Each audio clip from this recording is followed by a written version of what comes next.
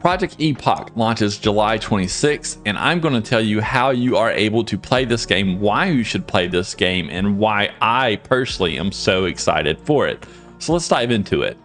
Okay, so how can you play this game? Well, like I said, it comes out on July 26th, and you can actually register your account right now. Registration opened up just a couple days ago, so you can just go to the project-epoch.net website and hit sign up, and that will bring you to this page, which then allows you to register for Project Epoch. You can also download their base client, which is the Wrath of the Lich King base. This is a 3.35 server base where they are going to convert 3.35 into the vanilla experience that we're going to have in Project Epoch. This means more stability, more options whenever you're trying to customize your client instead of the 1.12 client, which other Vanilla Plus servers like Turtle WoW uses. This just means that the action and the fluidity of actually playing the game is much better than the likes of Turtle WoW. Not to hate on Turtle WoW, because they have Turtle WoW 2.0 coming out, soonish, and I'm very excited for that as well. But the 3.35 in the classic world is just it is a genius move, frankly. Once you download the base client, so you're going to register your account, download your base client, and then apply the Epoch updater. Like I said, there's a magnet link and a direct link on Project Epoch's website for that 3.35 client. And of course, you're going to download the Project Epoch updater directly. You just point that to wherever that client that you downloaded is unzipped and installed at, and it will update it for you so that you're into the Vanilla Plus world that Project Epoch gives you.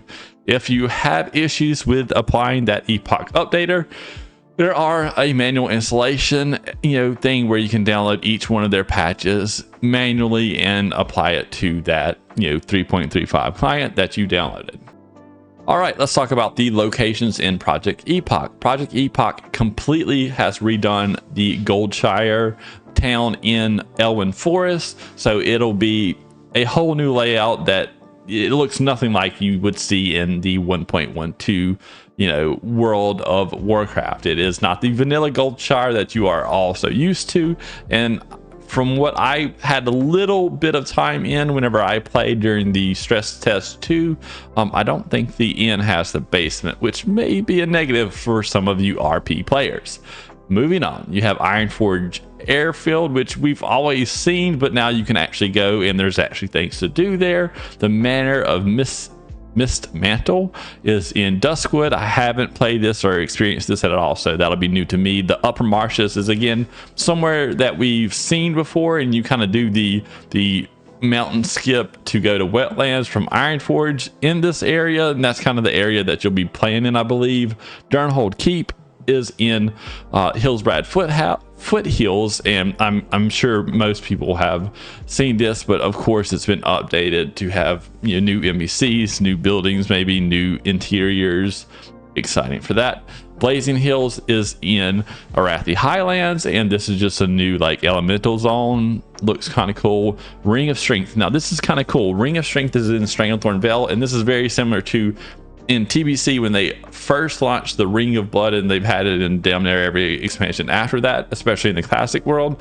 You're going to have that in the vanilla world now with the Ring of Strength in Stranglethorn Vale in the 30 to 45 bracket, and I think this is cool. Spring Sprocket is in Badlands. It's a neutral area, so you'll have more quests as Alliance in that zone, which is cool. Harbinger, Swamp of Sorrows, Alliance. It's just, there's so many new areas in this game, in this Vanilla Plus world, that they have built out so that you have more quests in there. We're just going to go through the last few here. You got Fellstone Forest, Ashfall Post, Anderhall, which Anderhall, you have that in the game now. Maybe it's just updated, so there's more things to do there. I don't know. And Tolbrad. Tolbrad is actually a location that you will use in the Epoch world that is not like the PvP only zone that you saw in later expansions. All right, let's talk about world bosses. World bosses are different in Project Epoch. World bosses will be a PvPvE environment. So even though this is a PvE server, if you choose to engage in killing a world boss, your entire raid will be flagged for PvP, even if you don't have war mode on. So when you attack these world bosses, you will be in a PvP mode so that the Horde and Alliance can fight you. If you are in a guild that is cross factions where you have Horde and Alliance players, just know you have to be the same faction in order to engage and kill these world bosses and get the loot from them. You can't be a cross faction group. It won't work like that. So you have to be one faction facing the world boss and the other faction can't attack you. That is just what they wanted to do. Not my most favorite thing in the world here, but I understand them wanting to do the PvP side of things with that. You also have micro world bosses, which are these 18 to 30, for example. 18 to 30, the Corrupted Ancient is an Ashenvale and is like a 5-man dungeon or a 5-man group that can tackle that quote unquote micro world boss. You have another one in Hillsbrad Foothills, Stranglethorn Vale, Tenarius, and finally Burning Steps being your micro world bosses. But then you also have your major world bosses, which they do have the major world bosses. Maybe they don't have those listed here. Maybe I'm just not seeing them, but they do have micro world bosses and major world bosses for you to tackle while leveling up and at max level, which will give you some nice loot, of course. But let's move on. Okay, let's talk about factions. Factions have had either an update to the factions themselves or completely new factions added to the game. You have Timbermaw Hold, Valor's Expedition, Ravasar Trainer, so you maybe can get a Ravasar mount instead of having to just hope that it drops in ZG later in the vanilla world. You have the Winter Saber Trainers, so you can get some sabers, more easily maybe. You have Smoky Wood Pastures, which you've seen Smoky Wood Pastries before, but it was usually just a Christmas time thing that they popped up with. So this will be interested in seeing what they do with this. But they do have a zebra for that. So I mean, Mountain Joyers Rejoice, Thorium Brotherhood, something we already have in vanilla, Argent Dawn, something we already have in vanilla, and that's just some of these. I'm sure that there will be many more to come from that. That's just so you have the major factions here, right?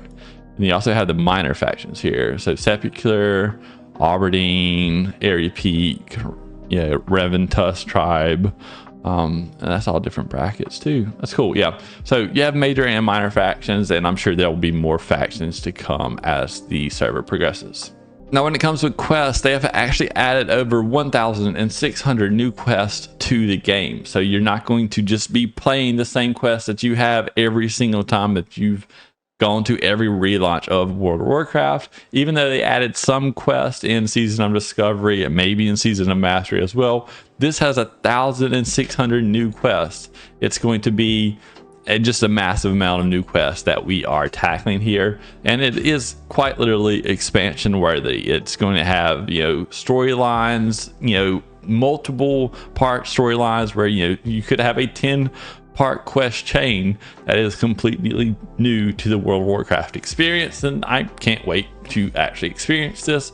And because of that, you also are going to have lore masters in this, because it's on the 3.35 client. Of course, they're going to build lore master around having all of these extra quests as well. So if you're an achievement hunter, that is another bonus of this 3.35 client, is you will have achievements that you can chase after.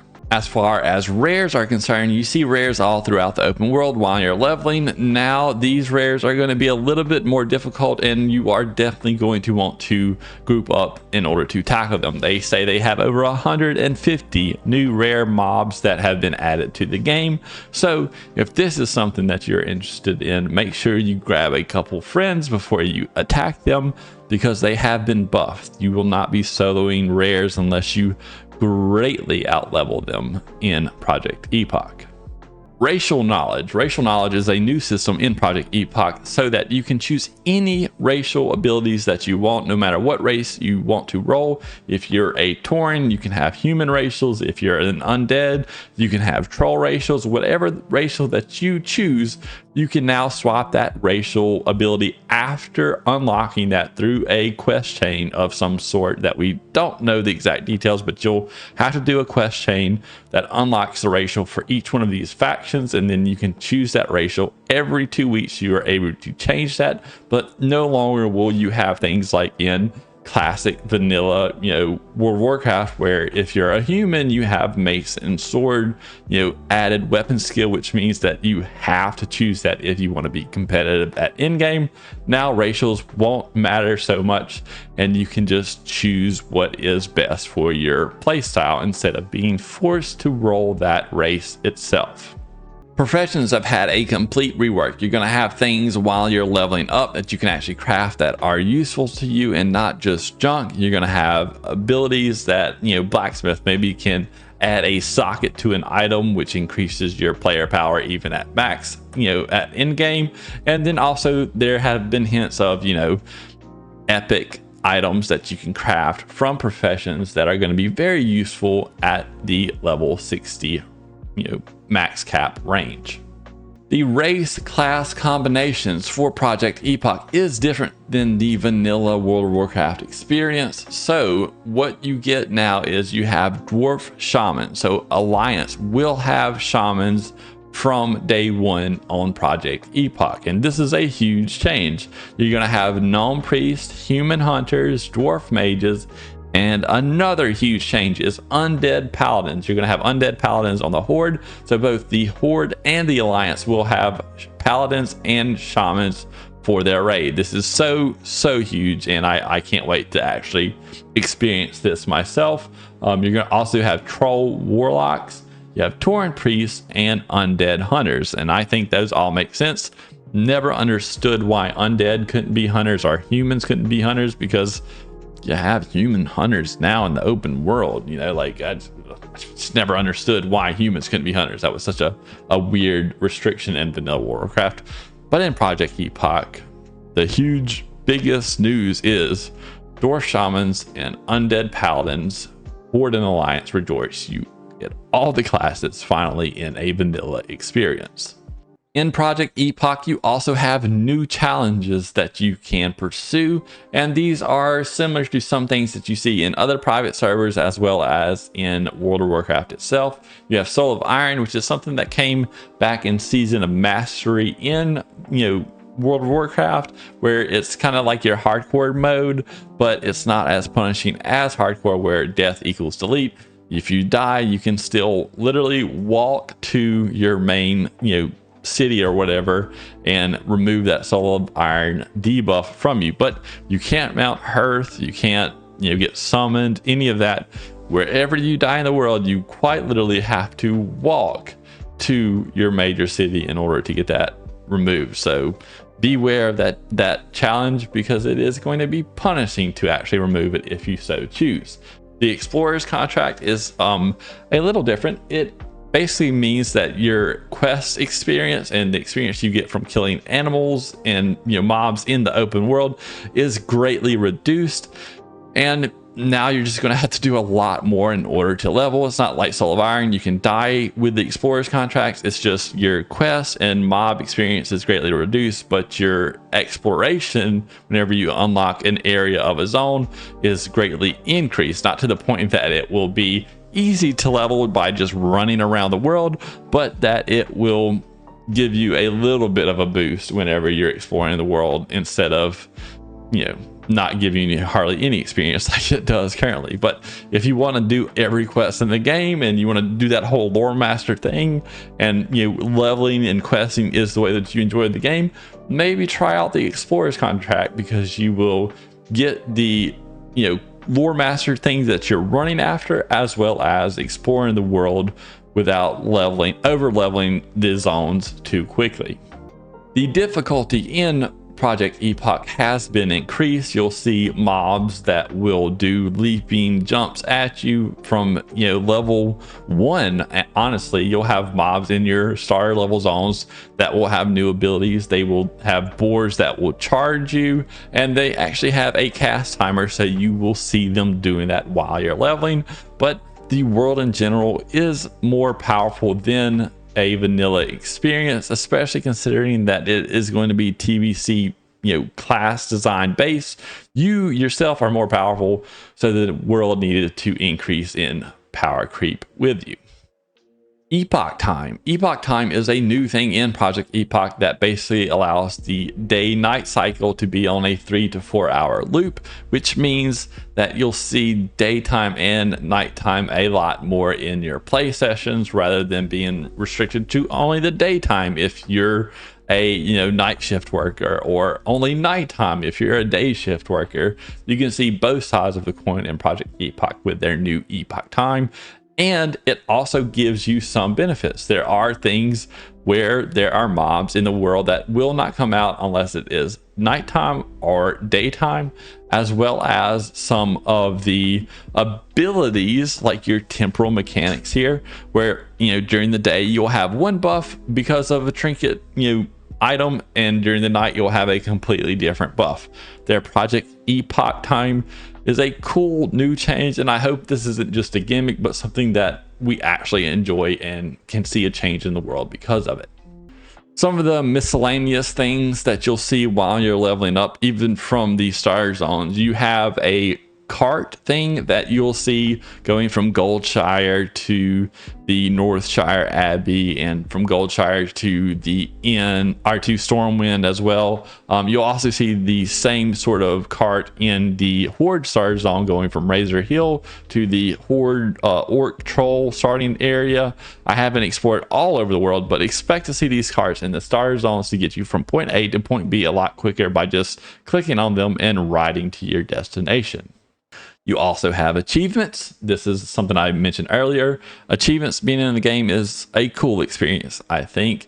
And this has been carefully crafted to fit the vanilla world and the vanilla plus classic plus experience. So expect these achievements to make sense in a vanilla plus world. You do have Transmog as well, but this is a little different because in Project Epoch you can disable Transmog from everyone else, so you do not have to see people in their Transmog outfits out in the world. You can choose to see them with the gear that they have on, or choose to see them as they want to present themselves through transmogrification. Banks have been kept from the Wrath of the Lich King engine, so guild banks will be a thing, and I think this is a huge upgrade. Instead of having a million separate alts that are your guild bankers for guilds to use, you just have a guild bank that everyone can have different permissions in order to use, withdraw, deposit, whatever. Cool system. I'm glad they kept it from the Wrath engine. Mount scaling is another cool feature that they have added to Project Epoch, and basically you can keep the same mount that you want if you have your favorite mount. You don't have to replace that when you increase your riding skill. Your riding skill will determine the speed that your mount goes instead of the mount itself. So you can just have the same mount forever, or choose a different mount every time you mount up in Project Epoch, and it will keep the same mount speed as whatever the highest riding skill is that you have trained. Dual specialization is in Project Epoch as well. It has a hefty 1,000 gold unlock fee for that. I don't agree with this. I think having dual spec at level 40 and being a cheap 50, 100 gold thing would be a better system, because then you have people that have DPS and tank specs, or DPS and heal specs, and are able to do more content easier than having to level as a tank, for instance, or having to level as a healer and having a worse questing experience because they also want to do dungeons while leveling. Now, of course, you could just go into a dungeon with healing gear and the wrong spec being a DPS spec and still probably do okay. But considering that what I've seen and heard from Project Epoch on their Discord, them having a harder dungeon experience is something that they want you to do and see the actual mechanics of these dungeon bosses. I think being able to dual spec and have the right spec for those dungeons would be a better system, but unfortunately 1,000 gold means that most people will not have this for their first, second, or third tunes likely. The barbershop from Wrath of the Lich King is also kept in Project Epoch, so you can change how your character looks, and I think this is just a cool, nice to have. You have the fight on your terms here, which means that you can queue for battlegrounds and battlegrounds, not dungeons. You can queue for battlegrounds only anywhere in the world. You cannot queue for dungeons, however, so don't even think about that. It's never coming to Project Epoch, but battlegrounds you can queue for anywhere in the world from like level 15 onwards, I believe. Collection tabs are in, so you don't have to worry about having all of these pets in your bags wasting bag space. You can just have your collection tab for your mounts and your pets. And again, under the hood, this is a 3.35 engine instead of a 1.12 engine, and I have found on other private servers that to be so much smoother and better to play than the 1.12 engine that Turtle WoW currently uses, and many other like Vanilla Plus servers use the 1.12 engine. I just find it to be awful, frankly, to use, and I can't do it. I can't do it anymore.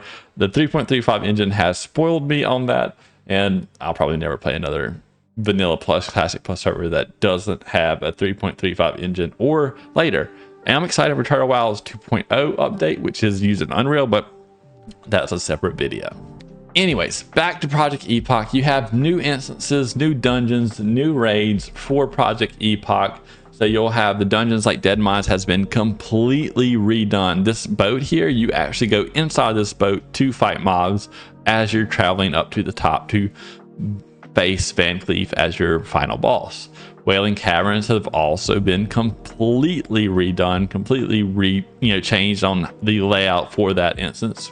I can't wait to actually see and play this myself. Glitter Muck Mines. This is a Stranglethorn Vale dungeon that is in the 39 to 44 bracket, which will hopefully bring a little bit of you won't be doing Zul'Farrak as much because maybe we're doing this instead, which I'm excited for. Buried in Hold is a almost max level thing. It's just a brand new dungeon. Stone Talon Caverns. Now this has been said to be a multi-part dungeon, something similar to Dire Maul, where you had Dire Maul East, West, North. Stone Talon Caverns is likely to be that 3-wing, 4-wing separate dungeon thing that will come in the future, which is again something I'm excited for. Turtle WoW has done this too, where they've added low level dungeons as you're leveling as a added bonus, and I think having this from day one on Project Epoch is kind of cool. Let's talk about raids in Project Epoch. Project Epoch has changed all 40-man raids down to a 25-man raid, with all 20-man raids being put down to a 10-man raid going forward. So no longer will we have 40-man raids, and I think this is for the best. Frankly, 40-man raids are one of the worst experiences that I've ever had in any MMO. It's hard to recruit for. It's hard to keep a constant team going.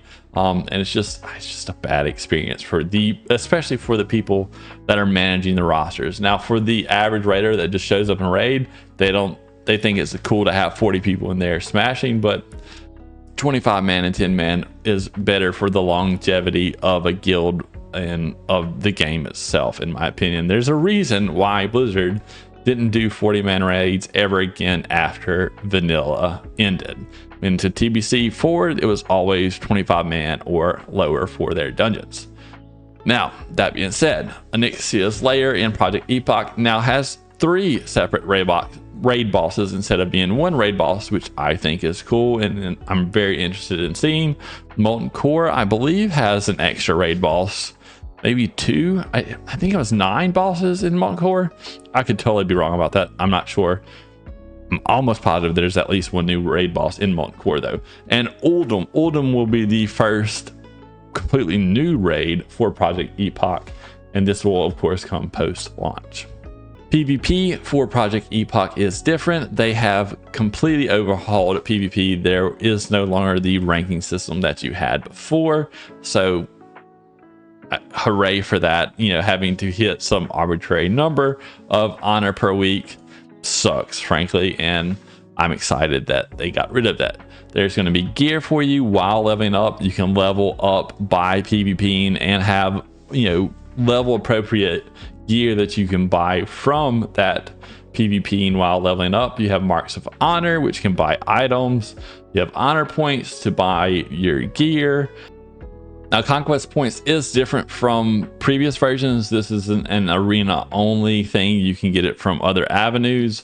So, but the Conquest Points will be something that releases with the PvP season later on in the launch, cycle of Project Epoch. This won't be in from day one.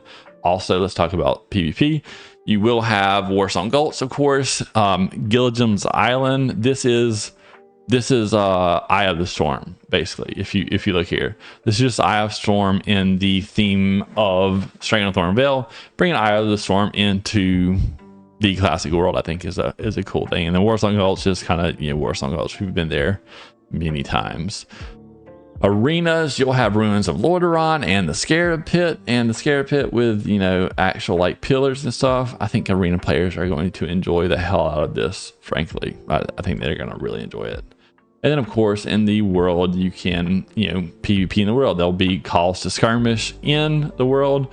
You'll have your Hillsbrad Brawl, the towers from Eastern Plaguelands, the Gurabashi Arena, which we already kind of have, and Alterac Valley, of course, is going to come at a later date. But this will also be a open world thing that you can fight in Alterac Valley as well.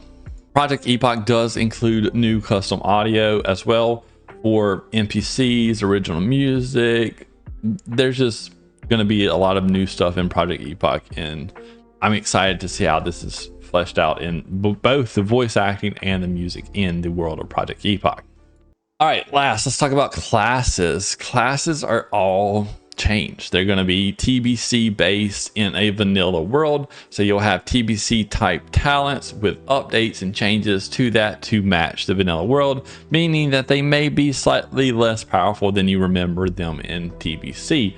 Not all talents are TBC talents. Some things have been added, some things have been removed, and also you will have 61 talents at level 60 instead of having only 51 like you normally would have whenever you reach level 60. You do that by getting an extra talent point at various levels after level 14.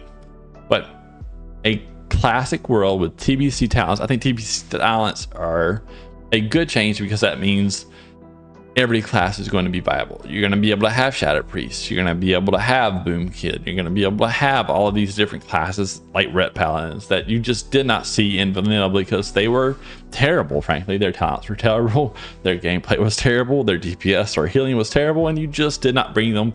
But with Project Epoch basing the talents off TBC, I think you'll see a good representation of most to all classes. And if they have classes that just are underperforming, you'll likely see them buffed. But that's really the overview that I have for Project Epoch. I just want to reiterate, it launches on July 26th. If you have enjoyed this, make sure you like and subscribe to the channel, and I hope to see you all on Project Epoch's launch date, which again is July 26th. See you there.